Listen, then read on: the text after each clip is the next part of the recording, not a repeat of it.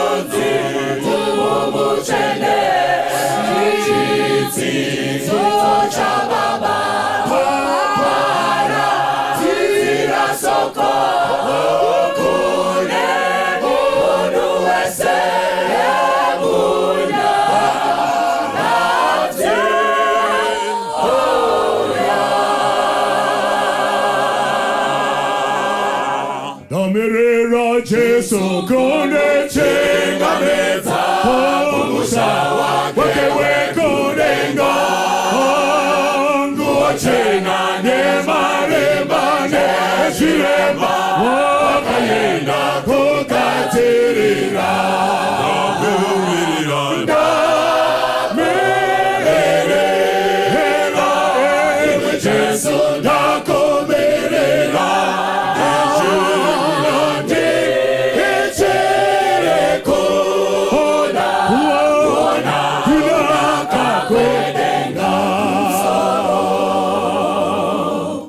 Dino da kufamba mwenye kaya leza Lewana wamari wedu Neko ye Maria apote Tafamba wedu pone Yesu wara Jesu Nokumirira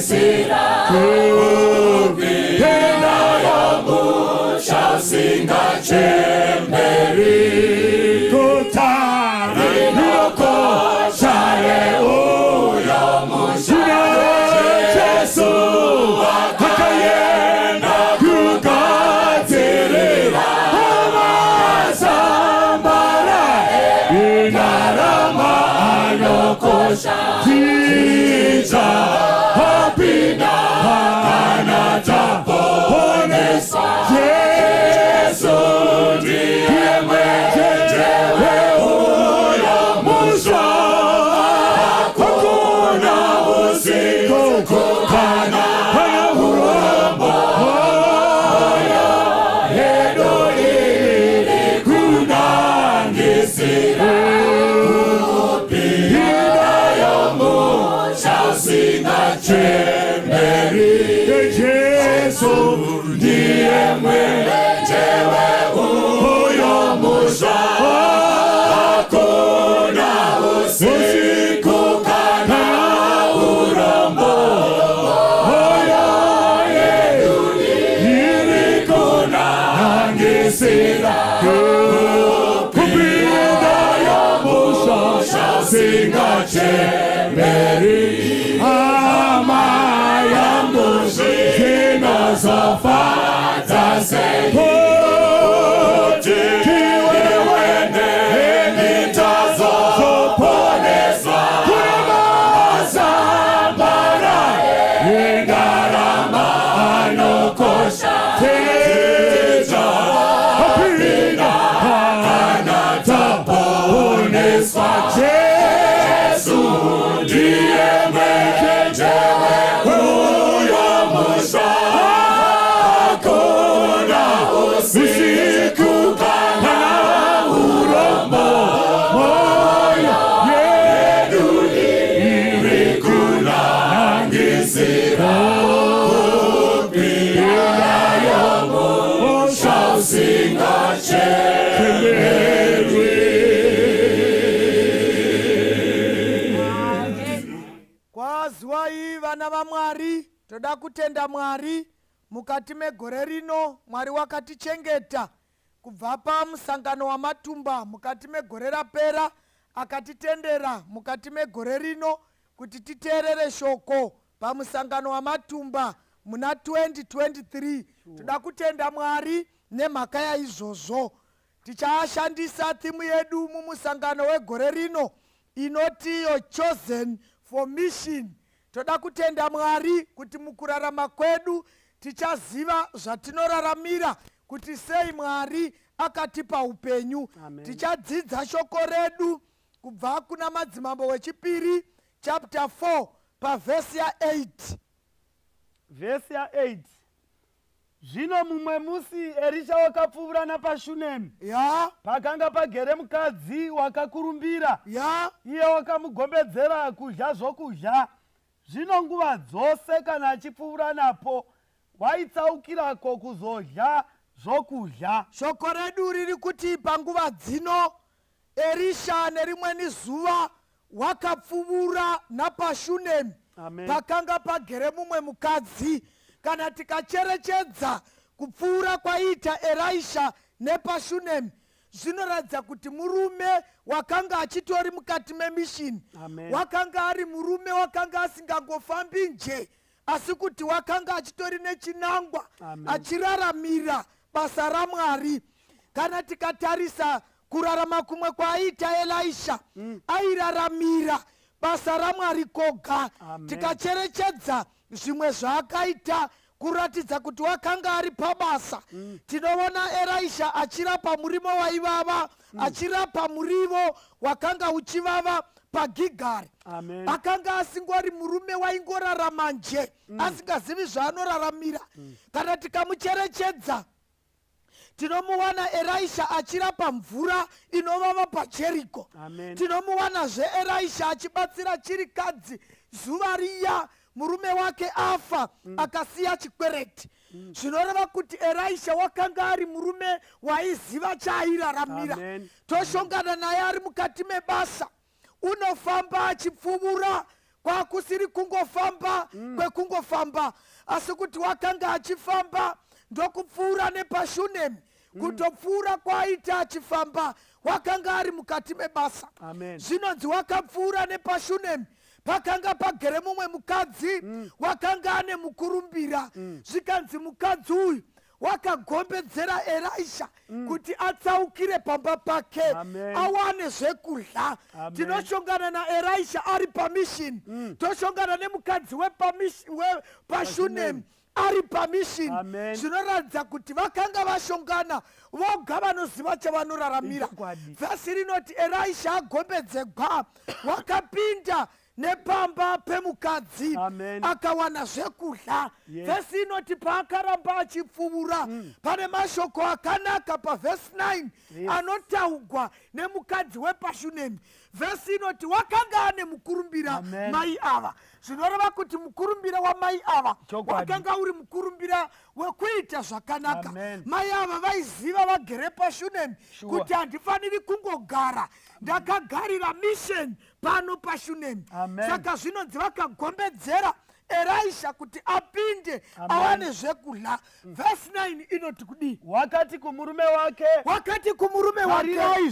tarirai zvino ndinoona kuti uyu murume unosiuya nokwatiri unouya kwatiri munhu mutsvene waMwari. Teerera munhu waMwari. Tinoshongana neshoko rakasimba kwazvo. Mukadzi unotaura mashoko anohlisa kumurume wake.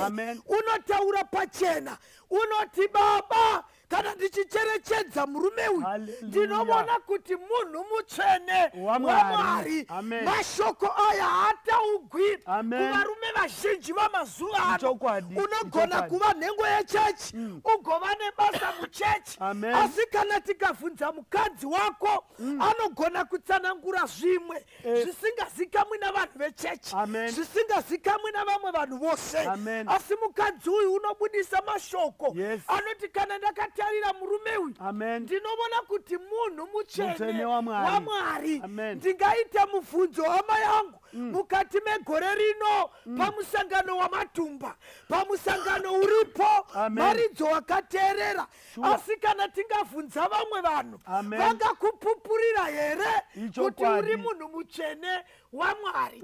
Uyu wakataugwa pachena, mukadzi achiudza murume wake achitaura zvisiri zvemurume wake, achiudza murume wake kuti munhu uyu munhu mutsvene waMwari. Elisha wakapupurigwa nekuti wakanga ari murume waingoraramira zvebasa raMwari zvaizikamwa. Zvikanzi zvaari mutsvene waMwari, saka todini? Vhesi ya 10 todini? Ngativake kamuri duku pamusoro porusvingo, ngativake kamuri duku pamusoro, tipuisiramo mubhedha, toisa mubhedha netafura nechigadziko chemwenje. Zvino kana achinge achiuya kwatiri agotsaukiramo wovata. Ndiri kuti hama dzinodikanwa, kana munhu akararamira pamisheni yaMwari haana zvimwe zvaangazikamwa nazvo, haana zvimwe zvaanogona kupomegwa. Dambudziko ravanhu mazuva ano kuti zvaMwari unenge achizvida, zvenyika achizvida. Asi tinowana chidzidzo pana Elisha achipupurigwa nomudzimai asiri wake. Unototi kumurume wake, baba munhu waMwari uyu tofanira kuti timuvakire imba pamusoro peimba yedu, kwete kuvaka imba badzi. Unoti tofanira kutenga mubhedha toisa mukati memba, tofanira kutenga mwenje toisa mukati memba. Mashoko ari kutaugwa nomudzimai ane murume wake. Ndiri kuti hama dzinodikanwa, zvingagoneka here kana tikaronda nyaya iyi? Zvinoratidza pachena kuti zvakataugwa namai ndo zvakaitika. Baba vakazvigamuchira pasina mubvunzo. Zvinoreva kuti chero kamuraramiro kamai ava pashunemi vaizikamigwa mukurumbira wezvakanaka. Dai mai ava vaizikamwa semhombwe, murume wavo akanga asingabvumi kuti Elisha ave achikona pambapa ari munhurume, kana kuti kuvakwe imba ichivakigwa Elisha kwaiswa mubhedha mukati vachiziva kuti mudzimai wavo une mukurumbiro wakaipa. Ndiri kuti mai ava vakaita mishini inoshamisa paShunemi. Imba ikavakwa, munhu waMwari akagarapo achiraramirapo nemhaka yebasa raMwari.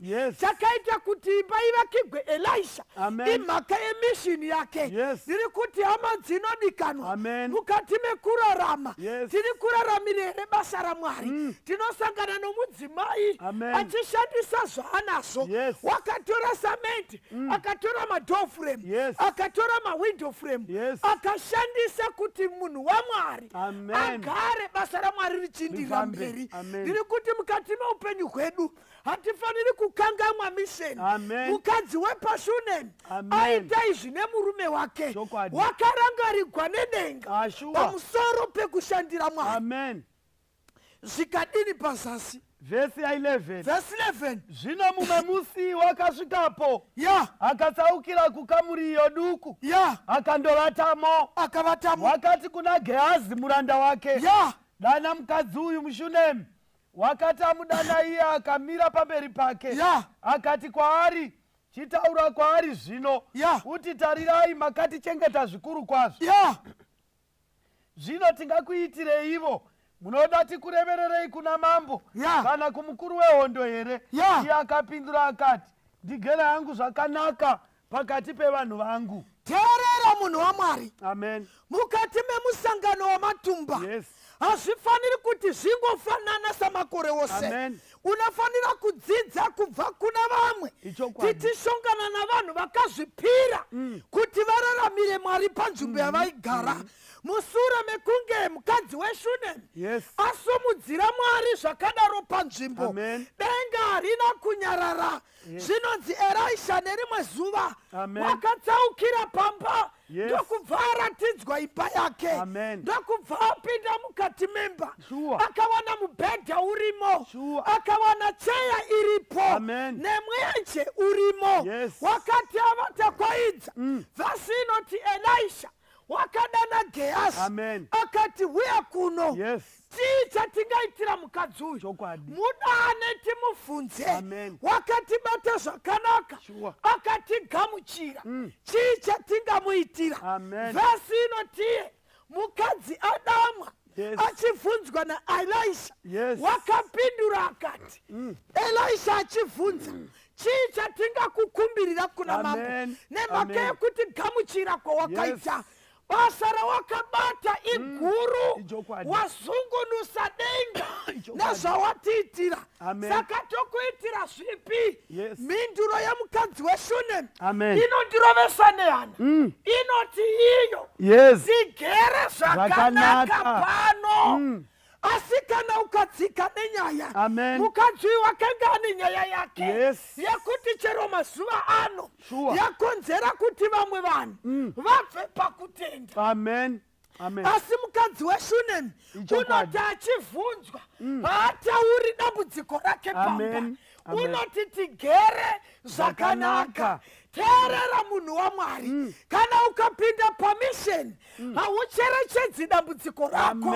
Iwe chako kupinda pabasa wakanyarara. Kana ukapinda pabasa, Mwari denga rinoziva kuti chauri kushayiwa chii, robva rakuitira izvozvo. Ndiri kuti vatendi, tararama tisina zvatinoda nekuti taramba kupinda pamisheni.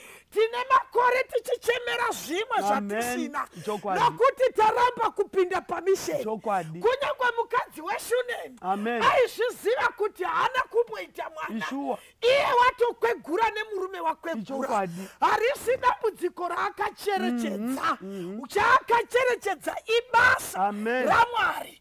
Denga harina kunyarara pamusoro penyaya iyi. Unopindura Elisha unoti tigere zvakanaka pano. Teerera munhu waMwari. Kana uri pabasa haunei nedambudziko rako, unoita bhizi nebasa, Mwari wakugadzirira dambudziko. Ndosaka mukadzi weShunemi akati tigere zvakanaka, haana kufukura hapwa pamusoro pedambudziko rake. Kune vazhinji vanoti vakaita dambudziko, kunyangwe nemhuka dzinokwera dzaziva, kunyangwe neshiri dzinoziva, kunyangwe vana vegrade 0 vanokwera voziva.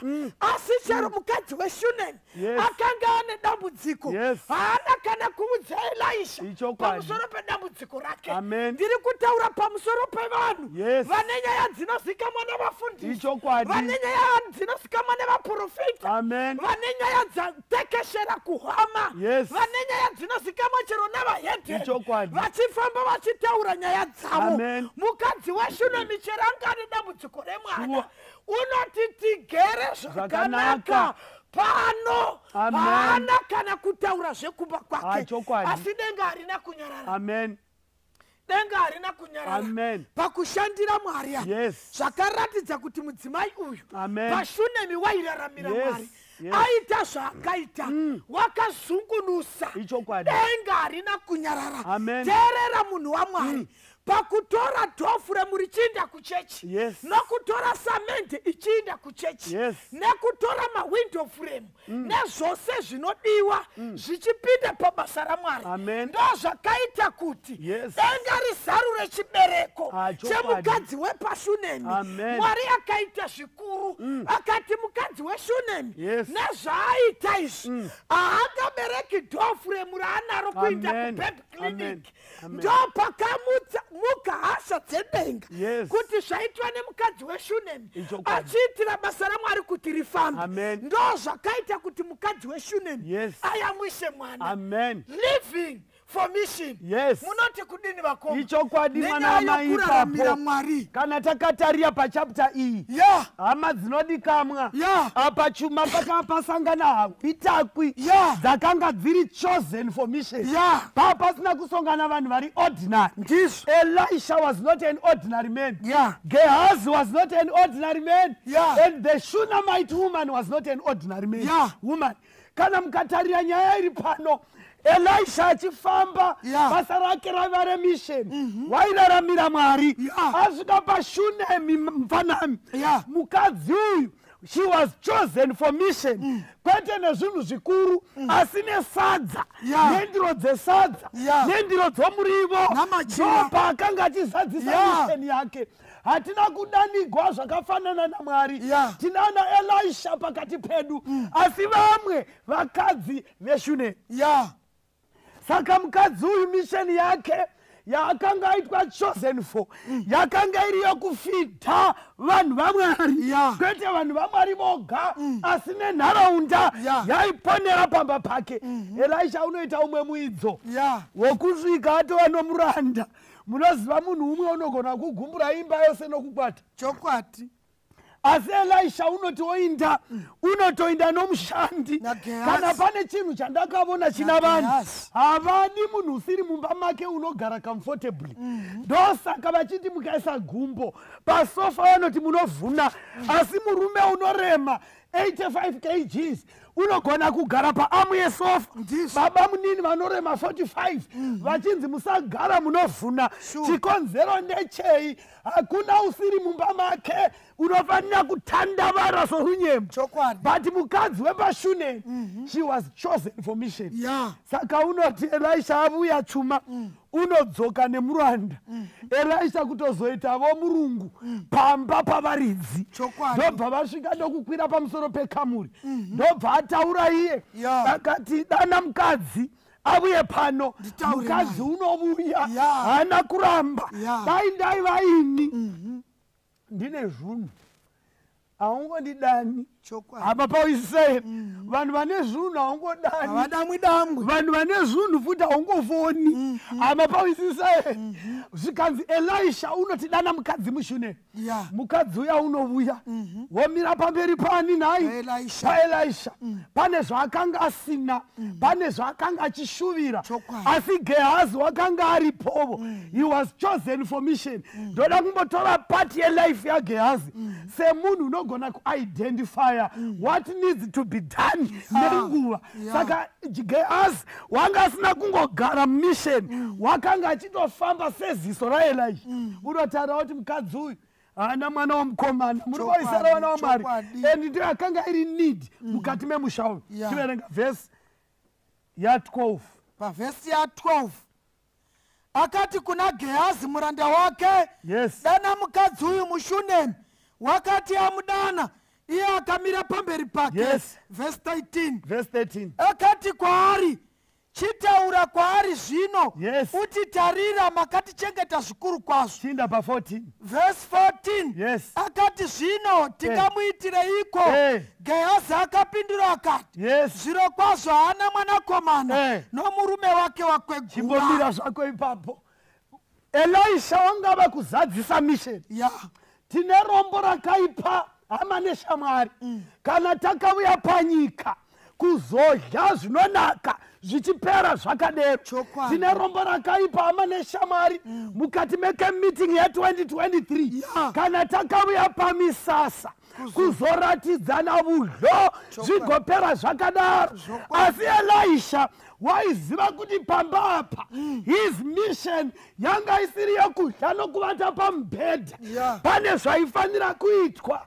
iye agopfuurira mberi nebasa chokwadi mukadzi ndokuya ndokumira mberi kwake akati zvinotomuitireiko Gehazi ndobva dzapindura vakaropafadzwa vanovona saGehazi vanotarira basa raMwari nezverinoda kuitwa mariri vagoenda kuna Elisha unogona kufambisa basa raMwari vagomuvudza kuti basa raMwari apa rakaremara Elisha wopinda woita zvinofanira kuitwa saka Mwari ngaavongwe nana Gehazi saka ndobva ataura zvikaya vana mwana mukomana uye murume watokwegura waita kuti ape Elisha madetails akazara kuti kana mukadzi uyo waita mwana hatidi mashoko murume wavamutana mavaisaranaMwari but Elisha was chosen for mission. Verse 15 iye akati mudane wakati amudana iye akamira pamukova akati nenguva ino kana gore rapera uchafungatira mwana amapawa ere vana vaMwari Elisha wanga vakuita mission yake mai Elisha vaiti paasvika zvisingabereki zvaibereka Elisha waiti paasvika hondo dzisina simba dzaiva nesimba Elisha waiti paasvika muvengi unopofumadzwa saka Elisha wanga vakudeliver his mission paShunammite family regai ndikuudzei shamwari dzangu tine mamissions atakagadzirigwa naMwari pane zvimwe zvakasvika pakati pemasuo edu zvakanga zviri ready to deliver their mission in our lives but zvimwe takazvipfurira kunze zvikaipana paElisha ndobva wobudza mukadzi gore rinovuya nenguva iyo ino uchafungatira mwana zvikai kudii verse 16 iye akati nenguva ino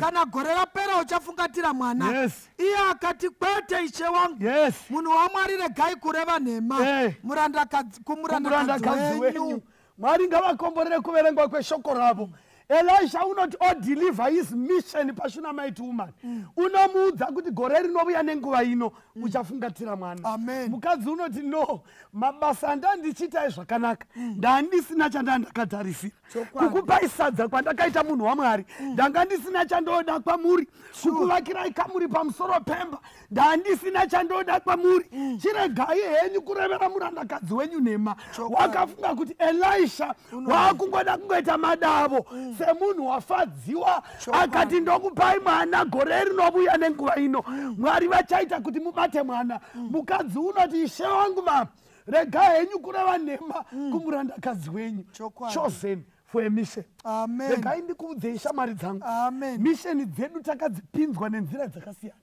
Vamwe vakapinzwa nenzira yekuzvigwa chaiko sokurya. Vamwe vakapinzwa nenzira yekuidentifya where there is a need. Vamwe vakapinzwa nenzira yokuti zvisipo zvivepo. Vamwe vakapinzwa nenzira yokuva vaparidzi. Vamwe vakapinzwa nenzira yokuva vafudzi. Vamwe vakapinzwa nenzira yokutsigira basa raMwari. Asi tose pakupedzisira, we are all chosen for a mission. Amen. Amen. Chiverenga pavhesi ya 26 tipedzise. Vhesi 26. Nakutotaura mwana afa. Manya ako zvino. Yes. Undosangana naye. Uti kwaari. Makafara here. Yes. Murume wenyu wakafara here. Nomwana wakafara here. Iye akapindura akati. Yes. Haiwa takafara hedu. Yes. Verse 27. Vhesi ya 27. Zvino wakati asvika kumunhu waMwari pagomo, akabata tsoka dzake, Gehazi akaswedera achida kumusundira kure. Asi munhu waMwari akati, murege hake nekuti mweya wake une shungu mukati make. Achimira ipapo. Zvikai mukadzi wakati mwana afa. Amen. Unomanya kumurume wemisheni. Amen. Amapawa here vana vaMwari. Hallelujah. Mwanakomana wake afa.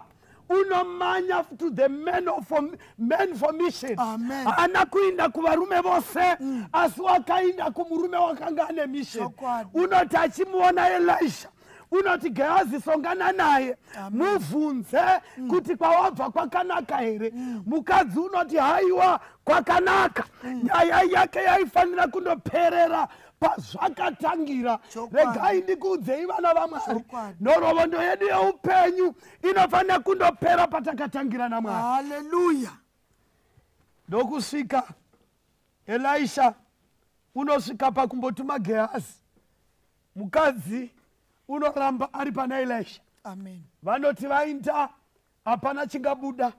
Asi Elisha kana asimuka, murume wakaitwa chosen for mission, unoita kuti zvakafa zvimuke. Regai ndikuudzei shamwari dzangu, mukati memusangano wegore rino, we are chosen for a mission. Hapana unofanira kusara asina kubata rupandi rwake. Mwari ngavatiitire nyasha chuma kuti simba roumwari hwaMwari rive nesu pabasa. Mumwe nomumwe panzvimbo yaani naye, panzvimbo yake.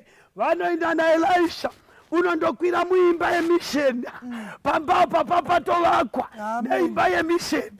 Ndo munondoradzikwa mwana nomukadzi. Elisha unosvika, unondopinda muimba yemisheni.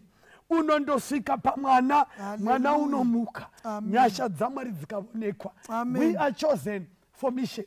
Mwari ngavatiwanire nyasha mukati megore rino. Hama neshamwari, iwe misheni yako ndeyei? Ndoda kuti umwe nomwe azvibvunze kuti asi ini kambe ini misheni yangu panyika ndeyei? Mwari vachitiwanira nyasha ugotinamatira chuma. Amen. Ngatinamatei. Baba vedu vakatendeka vari kumusha kumusoro kudenga, toda kukutendai. Makaite henyu muponesi, makatichengeta kubva pamusangano wamatumba gore rapera, matitendera kupinda mukati megore rino. Asi tichikukumbirai nomweya wenyu mutsvene, dai ungatishanyira utidenhe mukugara kwatakaita tisina hanya nebasa renyu Mwari. Matipa umwe mukana zvakare kutiraramisa, kutisvitsa mumusangano wamatumba, kuti mutiudze, mutaure nesu kuti tipinde pabasa. Maite henyu muponesi, tinoshuvira kuti pakati pedu tichirarama kuwanikwewo madzimai akafanana nemukadzi wepaShunemi, kuwanikwewo varume vakaita sana Elisha, kuwanikwewo varume vakaita sana Gehazi vanocherechedza kuti basa renyu rifambe. Maite henyu muponesi nokutaura nesu pamusangano wamatumba. Komborerai vana mai, komborerai vana baba, komborerai vanasikana, komborerai vakomana, umwe neumwe nezvaari kuti tipinde pabasa. Takamirira kudzoka kwenyu. Tibatsirei Mwari, muchitisimbisa tichiri vapenyu. Muzita raJesu tonamata. Amen. Amen. Mukristo mukatenze akutu ewenendo onemono ndomumba iwehenda sanganane muyezi iwe mirase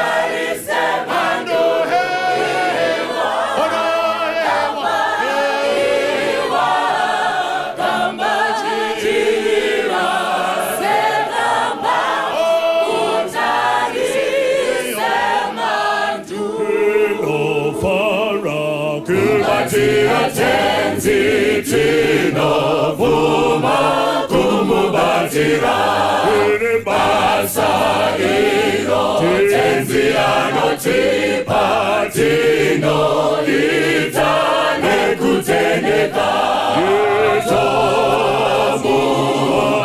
tomubatira toyenda mbele tine rufaro tomubatira pano mumunda wake tinofara kuparaza soko rerudo kune vanu pasi Jesu alikupenya kwa Baba anotipa chikomborero tomubatira toenda mbele tine rufaro tomubatira pano mumunda wake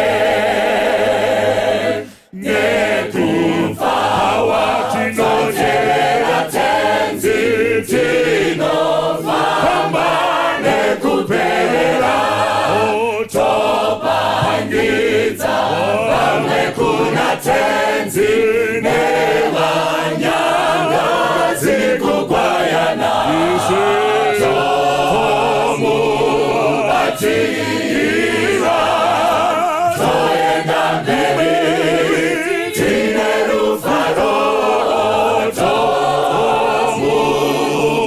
tomubatira pano mumunda wake orotina soko kone mundu wese kana kune abo wakasungwa moyo ndimidze vatendi ngati daidzire munyarati auya munyarati auya